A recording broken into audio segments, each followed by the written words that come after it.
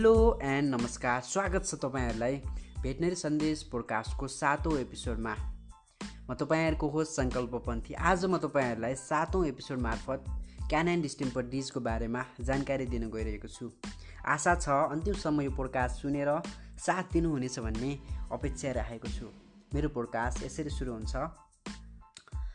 क्यानाइन डिस्टेम्परलाई carrier disease, hardpad disease अथवा canine influenza पनि भनिन्छ। Canine distemper acute febrile viral systemic infection हो र यो कार्निभोरहरूको कन्टाजियस डिजिज हो। यो डिजिजलाई diphasic fever, leucopenia, acute catarrhal inflammations of various mucous membrane, pneumonic and neurological complications र सोम स्किन लिजन्सहरूले क्यारेक्टराइज गर्न सकिन्छ।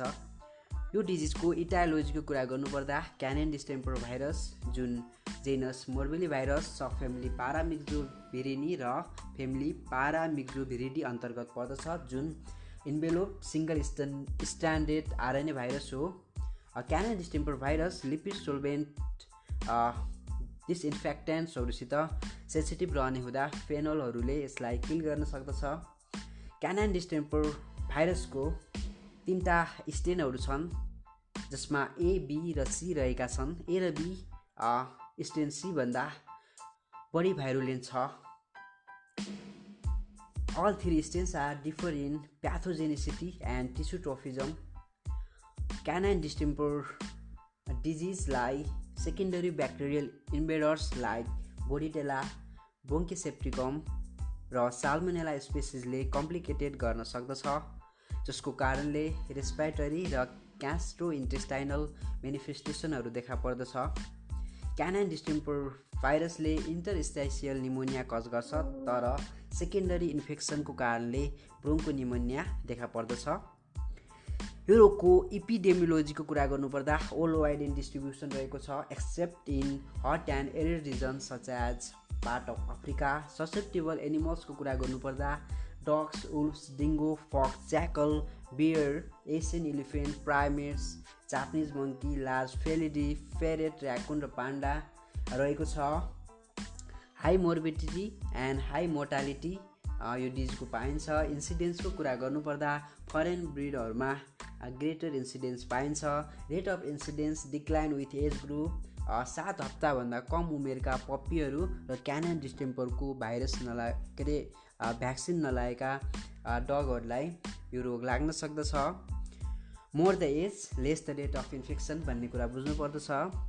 मेथड अफ ट्रान्समिसनमा direct contact with infected faeces urine, blood, स्यालाइभाको कारणले गर्दाखेरि यो रोग सर्दछ। Aerosol droplet infection from infected एनिमलको कारणले यो रोग सर्दछ। स्नेचिङ, कफिङ गर्दा इन्फेक्टेड एनिमल्सबाट यो रोग सर्न सक्दछ। इन्फेक्टेड एनिमलले सेयर गरेको फुड र वाटर अरू एनिमलले सेयर गर्दा यो रोग सर्न सक्दछ। प्याथोजेनेसिसको कुरा गर्नुपर्दा भाइरस इनहेलेसन भइसकेपछि फ्यारिङ्स, प्यालाटाइन, टन्सिल, बोन म्यारो, स्प्लिन मा गएर लाम्फोइड टिस्युलाई एफेक्ट गर्दछ, जसको कारणले ल्युकोपेनिया र ल्युकोसाइटोसिस गराउँदछ। क्लिनिकल मेनिफेस्टेसनको कुरा गर्नुपर्दा टाइफेजिक फिभर आउँछ, जुन 3 देखि 4 दिनसम्म रहन्छ। 103 देखि 104 डिग्री फरेनहाइटसम्म ज्वरो आउँछ due to viraemia. In this stage nose dry and hot हुन्छ, आई कन्जेस्टेड हुन्छ र ulceration of cornea, panophthalmitis र रेटिनल एट्रोफी देख्न सकिन्छ। After 3 to 4 days fever drops, eye and नोजबाट येल्लोइस ग्रिन डिस्चार्ज निस्किन्छ। 11 देखि 12 दिनपछि टेम्परेचर फेरि रेज हुन्छ due to secondary bacterial infection. During secondary rise of temperature rhinitis, conjunctivitis, gastroenteritis र ब्रोन्कोनिमोनिया देख्न सकिन्छ। क्यानाइन डिस्टेम्परको 5वटा डिफ्रेन्ट फर्म्सको कुरा गर्नुपर्दा pulmonary form, gastrointestinal form, ocular form, cutaneous form र नर्भस फर्म रहेको छ। पल्मोनरी फर्ममा coryza like syndrome, runny nose, कफिङ or laboured breathing, oculonasal discharge, pharyngitis and bronchitis रहेको छ भने ग्यास्ट्रोइन्टेस्टाइनल साइनहरूमा loss of appetite, vomition, abdominal pain, diarrhoea, dehydration, फेसेसहरू सेमी सोलिड हुन्छ, फेसेसहरूबाट एकदमै फोल स्मेलिङ आइरहेको हुन्छ, एक्सेसिभ सालिभेसन, टाइरोइड फेसेसबाट ब्लड आइरहेको हुन सक्दछ, यङ पपहरूमा हेमोरेजिक इन्टेराइटिस देखा पर्न सक्दछ। ओकुलर फर्मको कुरा गर्नुपर्दा आइलिड्सहरू सोलन हुन्छन्, आइजबाट पुरुलेन डिस्चार्ज निस्किन्छ, कर्नियामा अल्सरेसन हुनसक्छ र ट्रान्जिएन्ट केराटाइटिस पनि हुनसक्छ।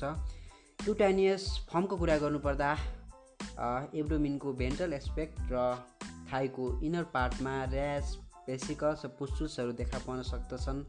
फुटप्याडको स्किन्सहरू हार्ड हुन्छ ड्यु टु हाइपर केराटोसिस। यो कन्डिसनलाई हार्ड प्याड डिजिज भनेर भनिन्छ। नर्भस फर्मको कुरा गर्नुपर्दा jerky movements of group of muscle, epileptic seizures and excessive chewing movement accompanied by salivation, restlessness, excitement, chewing, sensitivity to light, circling देख्न सकिन्छ। क्यानाइन distemper भाइरसले डिमाइलिनेसन गराउँदछ, न्युरोनहरूको नेक्रोसिस गराउँदछ। माइक्रोग्लाइल सेलहरूले माइलिनहरूलाई फ्यागोसाइटाइज गर्न सक्दछ, जसको कारणले ग्लिटर सेल बन्छ। ब्रेन एस्ट्रोसाइट्सहरू हाइपरट्रोफाइड हुन सक्छन्, जसलाई गेमिस्टोसाइट्स भनिन्छ, जसमा इन्ट्रान्युक्लियर इन्क्लुजन बढी देखा पर्दछ। यो रोगको डायग्नोसिस गर्नुपर्दा क्लिनिकल साइनको आधारमा गर्न सकिन्छ। पोस्टमार्टम फाइन्डिङहरूमा congestion of brain and meninges, reduction in size of thymus, pneumonic changes of lungs, catarrhal or haemorrhagic enteritis, hyper keratitis in the foot pad and nose. Inclusion body detect गरेर पनि यो रोगलाई diagnosis गर्न सकिन्छ। Intracytoplasmic inclusion body in conjunctival and vaginal mucosa in living clinically affected dog. Fluorescent antibody टेक्निकबाट यो रोगलाई diagnosis गर्न सकिन्छ, जसमा डाइरेक्ट र इन्डाइरेक्ट दुईवटा तरिकाबाट गर्न सकिन्छ। फ्याट टेक्निक्सबाट